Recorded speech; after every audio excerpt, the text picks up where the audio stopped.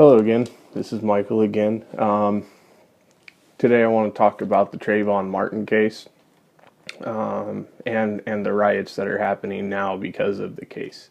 Now, in case you see me looking down, I have my notes here, so hopefully it's not too horrible and you guys still can understand what I'm trying to get across here. Trayvon Martin, he wasn't the guy that the media made him out to be. CNN, MSNBC, ABC, they all portrayed him to be some innocent little teenager. The pictures that they gave were of him as 12 years old, not the 17-year-old kid that's been in trouble for having guns, smoking pot, being a wannabe gangster, basically. The community he was living in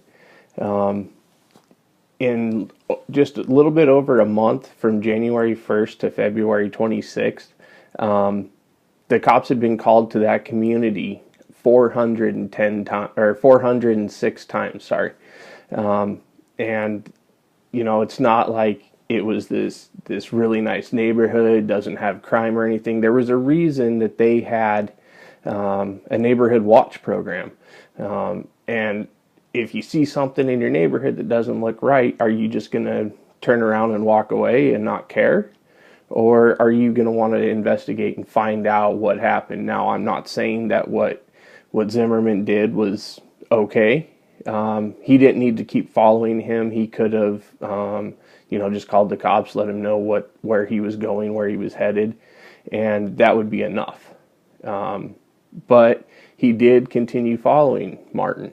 And when he did confront him about what he was doing, why he was out, it broke out into a fight. Now, yes, Martin did go to the store and buy some Skittles and iced tea. The problem with that is I don't think that it was just a little midnight snack for a kid. If you take the two and mix it with an over-the-counter cough syrup, you actually get something similar to codeine syrup.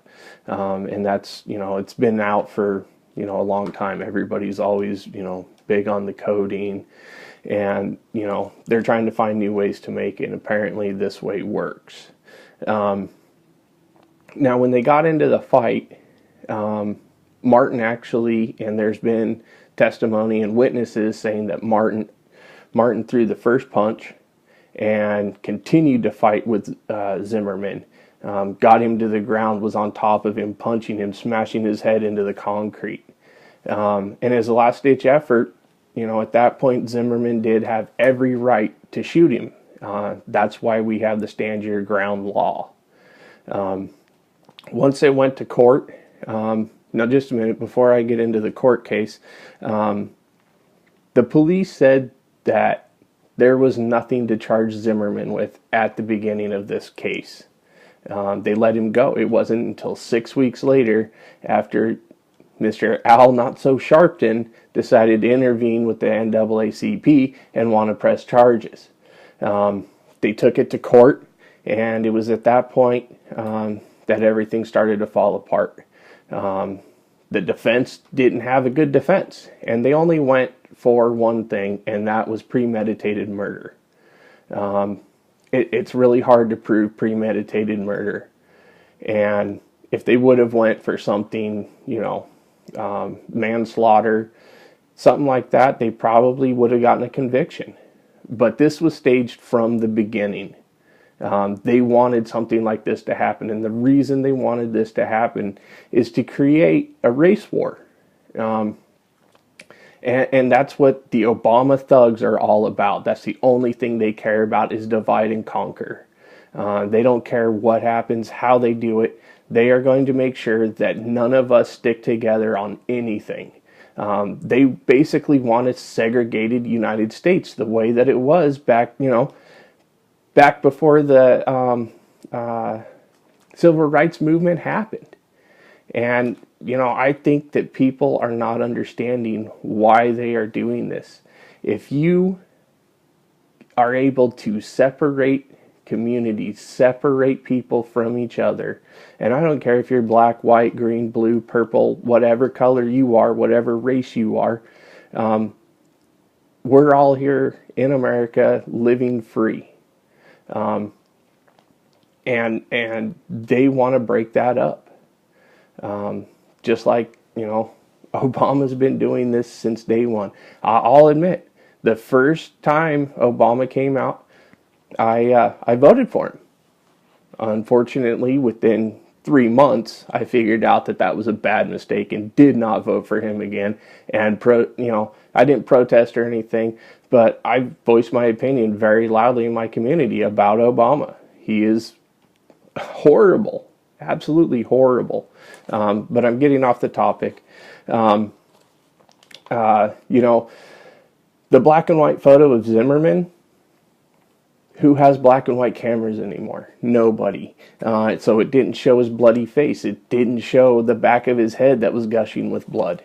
And now that he's been acquitted, the riots are happening. They're happening from Florida to LA, in Chicago. And the thing that worries me about it is since I think it was last weekend, 6 black people were killed, 17 were wounded. You don't hear Al Sharpton saying anything about that. He is only focused on the one thing that he can get out there. He is a bigot, and all he does is create problems. And white people all over the country are being beaten by black people. Zimmerman wasn't even white. He's not white. He is Hispanic descent. And, I'm not a racist. I don't care about color. I care about what happens to people in this country. As far as I'm concerned, everybody here is American. There isn't African American. There isn't Asian American. There isn't Chinese American. If you're in America and you live here, you're an American. And we need to start standing up against the oppressors, which is the Obama administration. And, people like Joe Biden. Come on, that guy is just another Al Gore, just a puppet. He doesn't do anything on his own. He can only do what he's told because he doesn't have a mind of his own. Now also there's the new Black Panthers, not the Black Panthers from the 60s and 70s, but the new Black Panthers saying that they're offering a $10,000 reward for Zimmerman. Basically, they put a hit out on him. And as far as I know, that's illegal. If the Italians, when they had the Italian mafia back in, even up until the 80s, if they were found to be putting hits out and killing people, they went to prison. They went away. But because it's okay for black people to do what they want, that's what is happening now. I'm not saying anything bad about the blacks, whites, whatever. I want to make sure that it's very clear. We are in this together. And we need to start bringing ourselves together and not letting what the media is putting out there affect our daily lives. I hope this reaches at least a few people, open some eyes to people, and let you see this is actually what's going on. So as long as this gets out there and a few people see it, I hope you guys all have a good night.